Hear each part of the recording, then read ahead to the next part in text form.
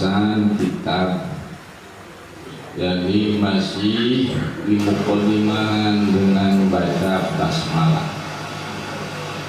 Bismillahirrahmanirrahim. Bismillah yang ketiga. Ajengan musonif memulai memohon pertolongan untuk menyusun kitabnya. Yang ini kitab adalah hakikatnya dari zat Allah Maha Suci. Oleh karena ini niat mau ngaji, maka dengan musonif mulai kitabnya dengan Bismillahirrahmanirrahim. Nanti memulai kiai musonif. Musonif itu adalah yang mengarang kitab. Dia mulai bil basmalati dengan baca bismillah. Jadi kitabnya dimulai dengan basmalah. Makanya kita pun sunnah. Kalau kita mau mulai sesuatu baca bismillah, sunnah. Emang ada dalilnya gitu kalau mulai perkara kudu baca bismillah? Ada. Mana dalilnya? Iktidaan bil kitabil aziz.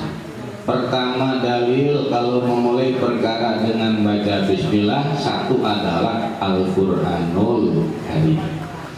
Dalam Al-Quran seluruh ayat, seluruh surah itu dimulai dengan basmalah.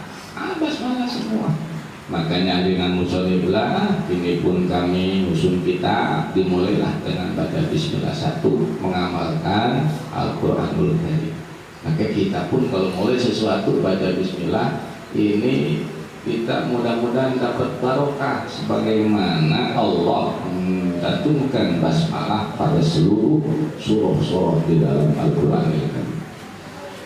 Yang kedua, wa amalan biqaulihi sallallahu alaihi wasallam. Yang kedua adalah mengamalkan sabda baginda Rasulullah sallallahu alaihi wasallam. Al-Quran merintah mencontohkan memulai perkara dengan baca basmalah. Kemudian Kanjeng Nabi pun ini pun mengajarkan kepada kita semua sebagai umatnya untuk memulai perkara dengan baca basmalah. Mana kata Kanjeng Nabi, kullu amrin dibali la yubda'u fihi bi bismillahirrahmanirrahim bahwa atau setiap perkara yang memiliki tingkah yang bagus menurut agama. Jadi setiap perkara yang menurut agama bagus. Banyak perkara yang bagus. Nah, kita mau ngaji bagus, kita mau bangun rumah bagus, kita mau bangun sekolah bagus, kita mau apa gitu menurut agama bagus. Banyak. Nah, ini mau ngaji, kita mulai dengan baca basmalah. Bagus pengaji mah menurut agama. Katakan Nabi, perkara yang bagus menurut agama la yubda'u bihi, tidak dimulai perkara yang bagus tersebut bi bismillahirrahmanirrahim, dengan bismillahirrahmanirrahim, bahwa atau maka eta perkara jadi kurang berkah. Jadi makanya kita ini sekarang zaman keberkahan hampir banyak yang hilang. Banyak hilang keberkahan. Mana keberkahan hilang itu? Eta diantaranya adalah karena manusia, umat manusia banyak berlari dari para ulama. Ketika manusia tidak mau mengikuti ulama, bakal ada balahi. Di antara balahi adalah kurang berkah. Nah, sekarang ini bagian tua lah ngomong juga. Dulu mah duit 1.000 bisa kawin 1.000, 200 buat nikah, 100 beli lemari, 100 beli kasur. Dulu mah pakaiannya ini tadi baru beli dulu. Nah itu mah dulu.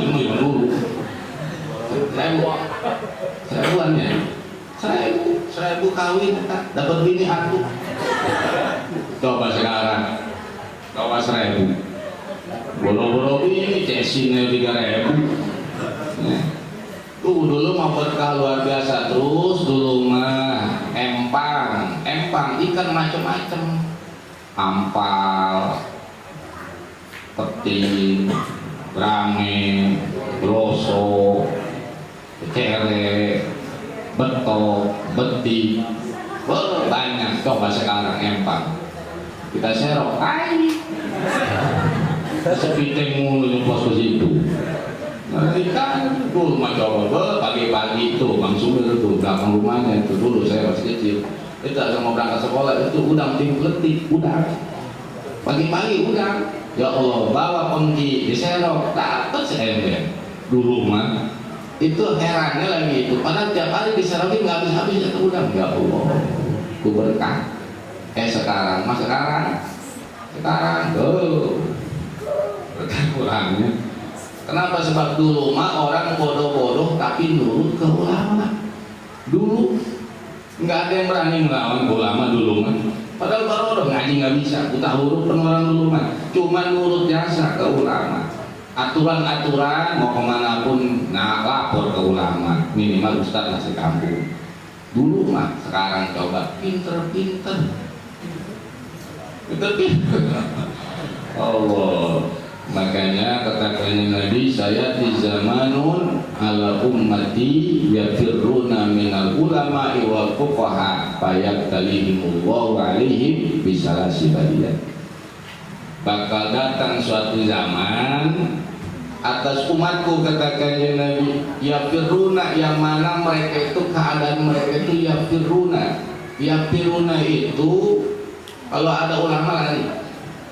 Yafiruna itu bahasa Arabnya, kalau bahasa kita Melayu.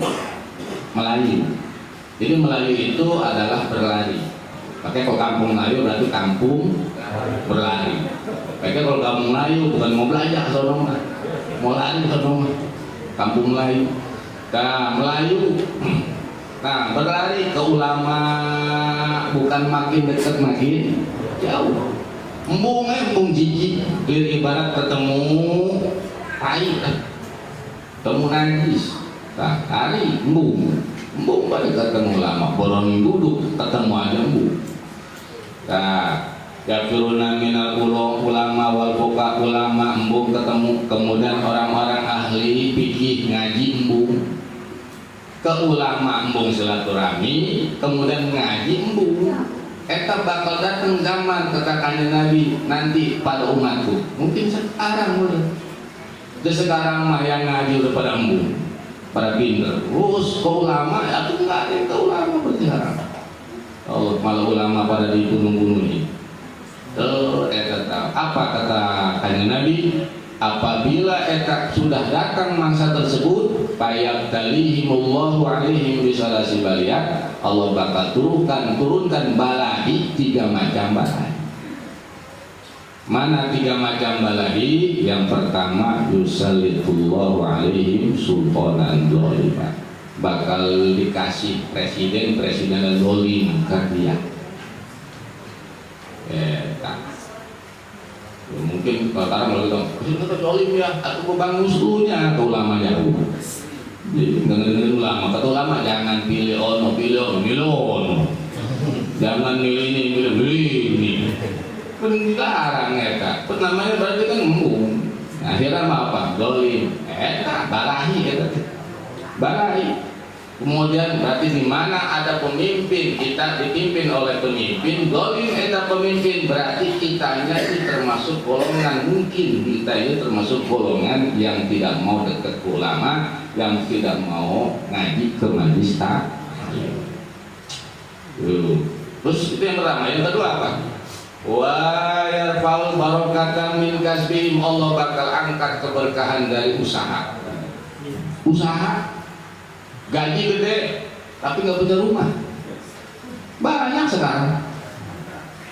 Gaji berapa lo sebulan? Saya 5 juta saya sebulan, rumah punya, kontrak, bini 1, anak 2, utang banyak, kredit banyak, punya duit kagak, gaji 5 juta, pulang balik begitu, puyeng ya teman. Tinggal ditanya ini sih. Pas ada ketemu adik abang ini, apa kerja nggak? Iya saya mau kerja, kagak saya menganggur. Nganggur dia. ini kok punya rumah? Ya, alhamdulillah. Dari mana? Menurut kalian sih ya rumahnya dulu. Ada yang nggak usaha tapi berkah, ada yang usaha nggak berkah. Mending mana? Udah. Pas kagak kerja, kagak berkah lagi bangku. Udah gitu mah mendingan kerja aja udah kagak kerja kagak berkah lagi, atau masih mendingan kerja kagak berkah. Tapi sih itu udah balikannya mah. Sebenarnya bukan itu masalahnya, bukan ngomong begitu ini. Mah kita ini deket nggak ulama segitu. Mau ngaji apa enggak? Kalau mau ngaji, insya Allah tuh duit 1 juta kuat buat setahun. Kalian ngaji. Jadi yang ngaji udah coba nih, di papa punya bini, tuh, lu mah tuh, gua kasih ngaji, lu nggak boleh kemana-mana, ngaji aja lu mah.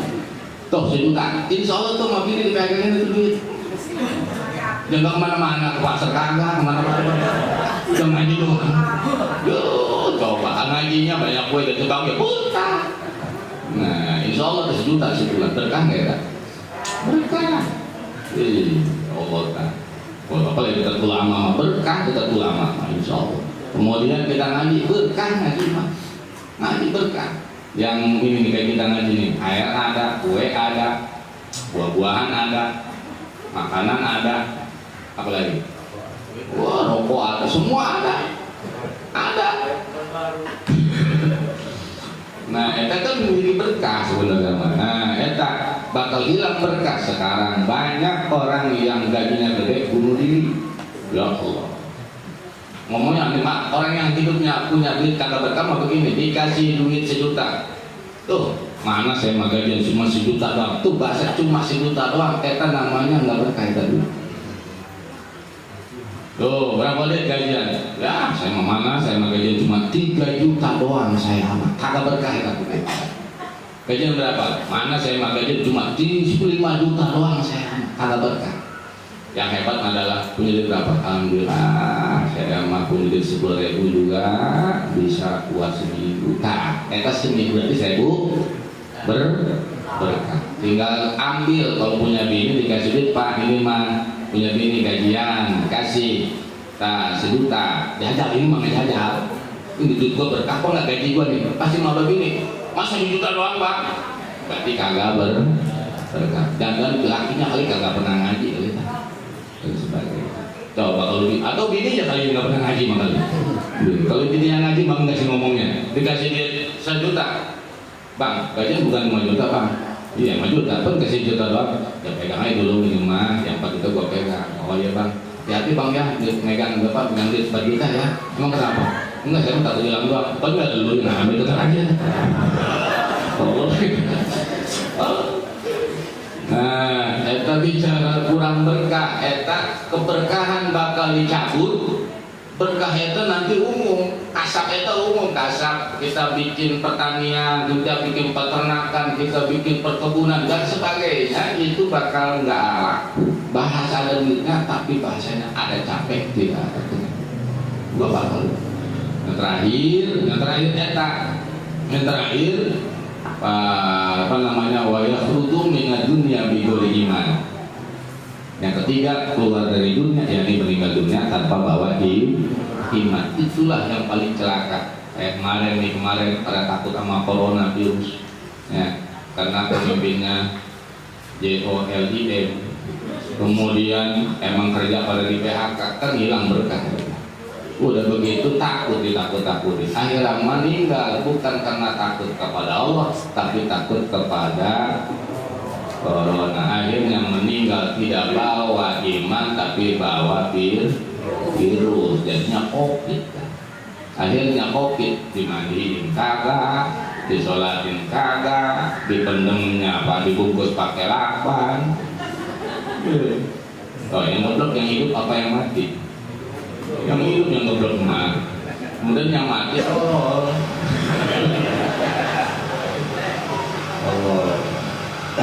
Artinya mati tanpa bawa iman, ketakutan virus Pak. Makanya bahasa sederhananya mah masih mending kita ibadah kemudian mati dalam keadaan ibadah, surga. Kita ngaji kena virus, mati dalam keadaan virus, karena virusnya lagi ngaji surga. Udah makanya kalau ada zaman tahun mah udah kumpul di masjid, wabah penyakit itu udah di masjid aja, masjid dan pulang-pulang. Udah di situ aja. Kita nggak boleh kumpul, udah kumpul di situ jangan pulang-pulang. Yang nggak boleh kumpul ke di pasar, nggak boleh. Kenapa takutnya? Kita kalau di pasar mah banyak wabah, bukan wabah doang, virus, bukan virus doang, setan. Di tempat setan. Makanya kalau kita masuk pasar sunnah baca doa. Suka baca doa nggak bu? Kalau ke pasar ini apa para kesetanan masuk ngomongnya mau kudungan pak, beli kudungan pada apa hijau pasang propol bukan kudungan doang, lagi pulang pakai koyo sih lagi ngomong mah kenapa setan. Makanya ketika masuk lakinya ngajak, nah ini kita mau masuk ke pasar, kita parkir dulu yuk. Nah, pas parkir, nah biar kita sama-sama baca doa. Lakinya yang ngajak, lakinya lagi belum lagi. Orang mau artinya ajarin lagi. Udah, Bismillahirrahmanirrahim. Pertama lagi, Bismillahirrahmanirrahim. Allahumma inni a'udzubika min hamazatis syayatin wa a'udzubika rabbi ayya. Dulu itu doa ketika mau masuk pasar. Allahumma inni a'udzubika minal khubuthi wal khaba'ith.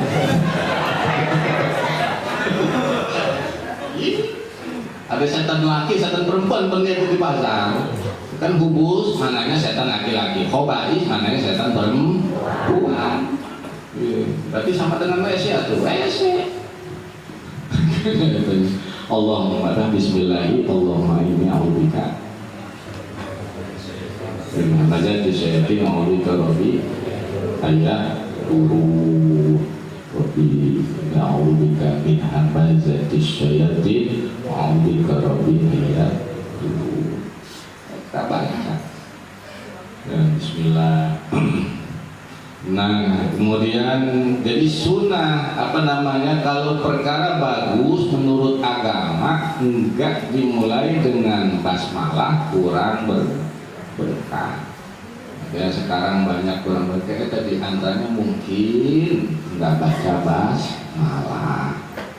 Kalau baca basmalah kita makanya di sini makna zibalin teh kata nu ngaji mah ai alun wasanun yutamu bihi, jadi tingkah atau kelakuan yang sangat penting, yakni yang dipentingkan dalam urusan agama. Ada perkara penting dalam agama dilaksanakan, kemudian ibadah, kemudian taat dan sebagainya. Kita melaksanakan taat ibadah tersebut mulailah dengan bismillah, karena itu perkara yang amat sangat penting. Dan makna akto nakisul barokah, kurang berkah. Makanya kalau kita mulai sesuatu baca Bismillahirrahmanirrahim. Ada bayanun malabuda minhu, ini adalah penjelasan perkara yang kudu ay malayustagnan marifatihi minal burud. Jadi perkara yang tidak boleh tidak diketahui, jadi kudu diketahui daripada perkara-perkara palsu. Jadi kita bakal ngaji ngebahas nanti ke depan tentang perkara-perkara fardu. Ada fardu, ada wajib, ada rukun. Awas nih, kalau yang ngaji kita bab sholat, bab toharoh, ada yang namanya istinja. Ketika kita buang air besar, buang air kecil, kita wajib cebok. Tuh kita wajib cebok. Eta hukum wajib bahasa. Kemudian kita berwudu, ketika berwudu ada rukun wudu. Bahasanya rukun. Satu tadi wajib, dua rukun. Ada lagi sholat fardu. Bahasa fardu. Eta teh rukun, wajib, fardu. Kita kudu bisa ngebedain dalam ibadah. Nah ini ada bahasa fardu dengan wajib sama atau beda? Fardun wa huwa wal wajibu mutaradifani. Dalam masalah ibadah, fardu dengan wajib eta sama hukumnya. Wajib dengan fardu hukumnya sama. Tapi illa fil haji, kecuali dalam ibadah haji. Kalau dalam ibadah haji mah fardu dengan wajib beda. Awas, Kalau kita wudu wajib dengan fardu sama. Kita sholat fardu dengan wajib sama. Tapi kalau kita puasa fardu dengan wajib sama. Tapi kalau kita bicara masalah haji, fardu dengan wajib beda. Fardu itu dalam haji adalah rukun yang wajib dilaksanakan, tidak boleh tidak. Kalau tidak dilaksanakan, enggak perlu seluruhnya yang fardu, satu saja yang dikerjain, maka hukum hajinya tidak sah. Ada wajib haji, ada fardu haji.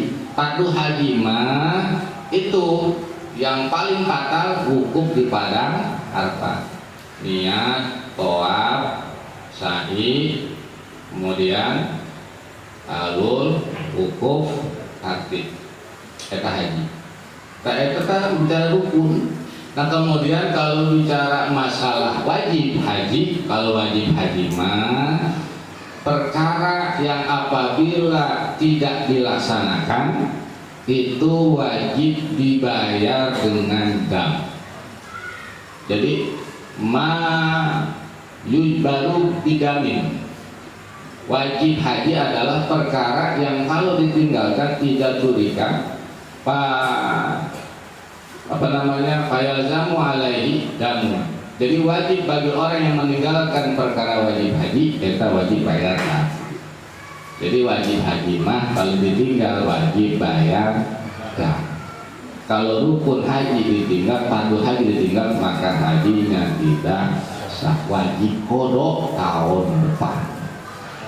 Wajib kodok. Ternyata tahun depannya nggak punya duit, doraka ya. Pas tahun terus lagi, tahun jadi lagi, tambah doraka lagi. Umur emang sekali-kalinya dia berangkat haji kan. Kemudian hajinya kagak sah, wajib kodok. Eta sineng-ineng bawa dong dosa. Makanya ibadah haji kudu bener nanti manasiknya, supaya ibadah kita bener. Kita sholat amal semuanya ibadah mana. Ini bicara haji dengan ibadah yang lain. Fardu wajib dalam wudu sama, fardu wudu wajib wudu sama, fardu sholat wajib sholat sama. Kalau haji mah fardu haji dengan wajib haji beda. Fardu haji mah kalau tidak dilaksanakan tidak sah haji. Kalau wajib haji mah dilaksanakan sah. Kalau tidak dilaksanakan wajib kudu ditambal dengan bayar. Nah kemudian ajengan musonif bakal ngebahas wala makanatil furudu. Sedangkan ini teh di mana rukun, cek ajengan bainal fardhu bihi di mana rukun. Jadi fardu di dalam haji mah eta namanya rukun haji, amal wajib bahwa ma'adal fardhu was sunnah. Adapun wajib mah eta adalah perkara yang selain fardu dan sunnah di dalam ibadah haji. Nah, wala makanatil furud qatutlaku fi kutubil fikih. Dan pada saat bukti masalah kepaduan karena kita bakal membahas di dalamnya nanti ke depan tentang toharoh, tentang masalah ubudiyah, tentang masalah muamalah. Di dalamnya nanti kita bakal ngaji tentang masalah ubudiyah. Ini ada bicara-bicara fardu. Oleh karenanya ajengan musonif di sini menunjukkan tentang bahasa asyara al-musonnifu ila dafi radati dzalika bi qawlihi al-wajibatu ala madhabil Imam Syafi'i rahmatullah alaihi.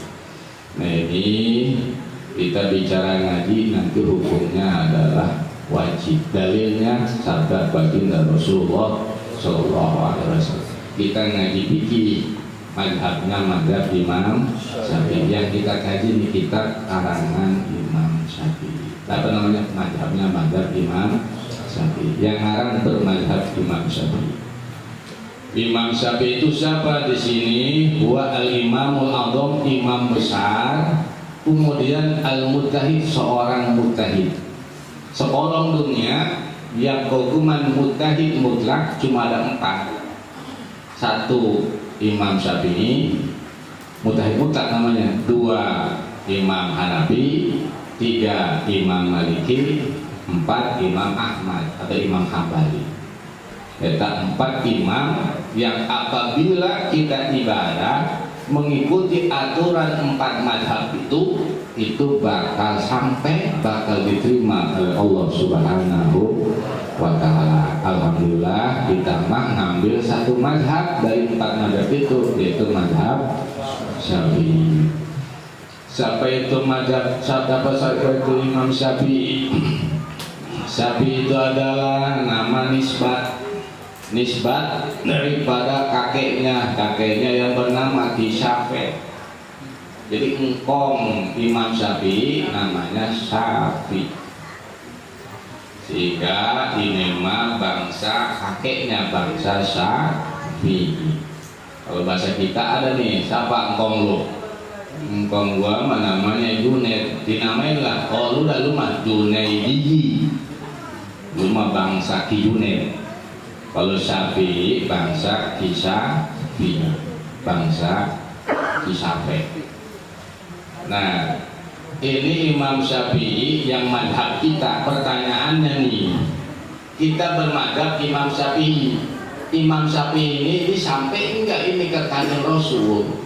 Karena kita embung nyari pemimpin, kita memegang hukum, yang ternyata yang megang hukumnya ini enggak ketemu dengan Rasul. Sebab kalau nggak ketemu dengan Rasul, nggak bakal ketemu dengan Allah. Kita ibadah nih nggak nyambung ke Rasulullah, nggak bakal sampai ke Allah. Terus kita ibadah pakai madhab Syafi'i. Pertanyaan madhab Syafi'i ini, Imam Syafi'i nasabnya, keturunannya sampai nggak silsilahnya ke Kanjeng Rasul? Sampai apa enggak? Itu jawabnya sampai. Dari mana ketemunya ini Imam Syafi'i dengan Kanjeng Rasul?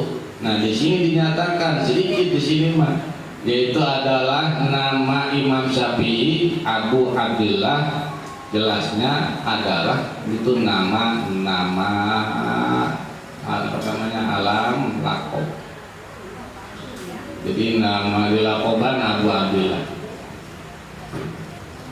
Yaitu kalau bahasa Abu, kalau bahasa Nabi itu nama kunyah, alam kunyah, Abu Abdullah. Nah, nama aslinya Muhammad.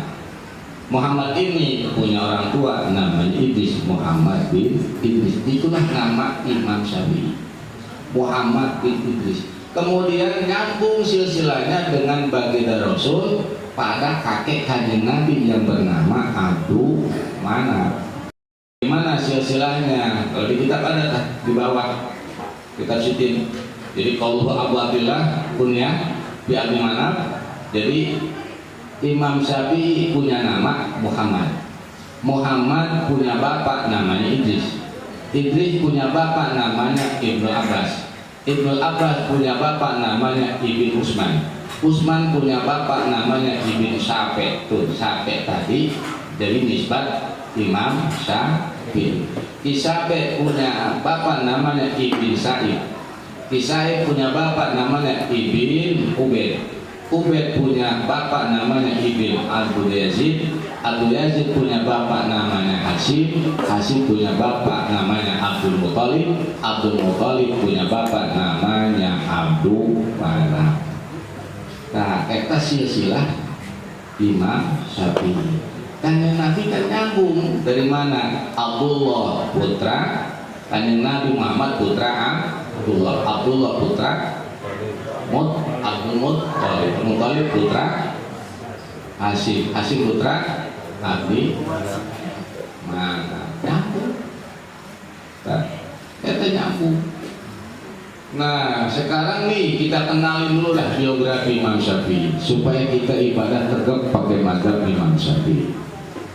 Jadi Imam Syafi'i mah ini umurnya enggak panjang. Yang kita ngajak kita nih, yang punya madhab, yang punya hukum, yang kita pakai hukumnya, Imam Syafi'i seorang mujtahid mutlak. Beliau itu wafat usianya masih muda. Usianya arba'un wa khamsun, 54 tahun beliau meninggal. 54 tahun meninggal. Cuma beliau mah istimewa. Ini bedanya nih, ini berapa tahun udah nih bapak-bapak? Kembali tua, ada yang 60, 70 ada 70. Imam Syafi'i wafat usia 54 tahun, mau 4 tahun.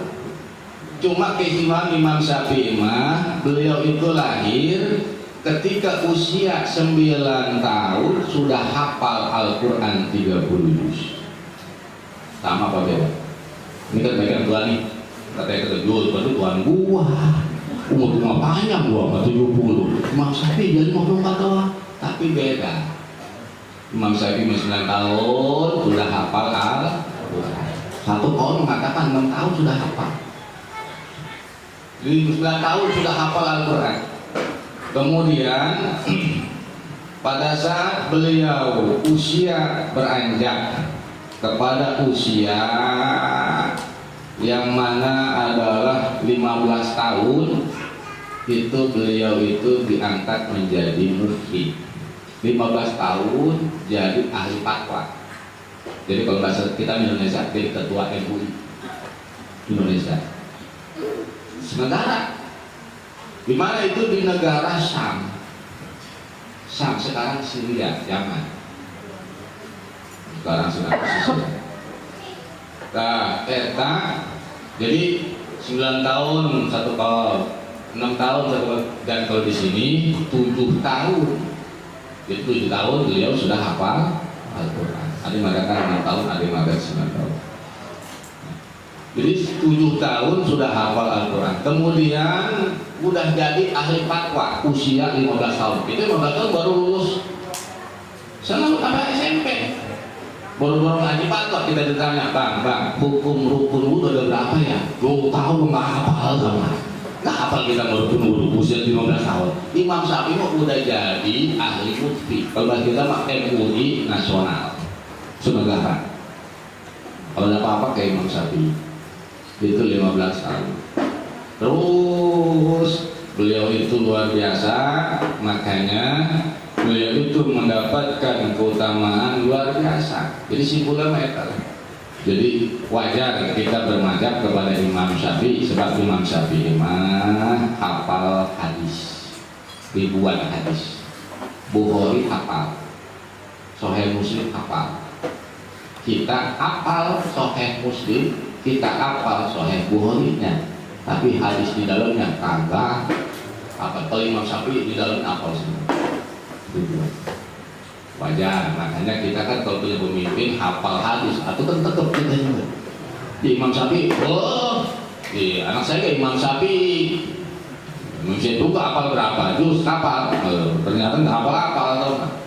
Nah inilah, jadi kita senang ketika kita mengenal daripada sosok orang yang menjadi mujtahid mutlak, kita bermadhab yang mana beliau itu adalah seorang ulama besar yang mana ketika usia belia 7 tahun sudah hafal Al-Quran 30 juz, kemudian pada saat usia 15 tahun diangkat menjadi mufti, hafal seluruh hadis.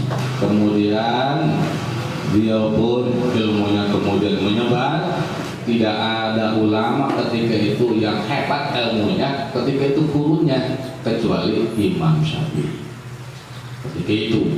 Nah itulah jadi wafat beliau pada bulan Rajab, meninggalnya hari Jumat. Jadi Imam Syafi'i wafatnya hari Jumat bulan Rajab tahun 204 Hijriah.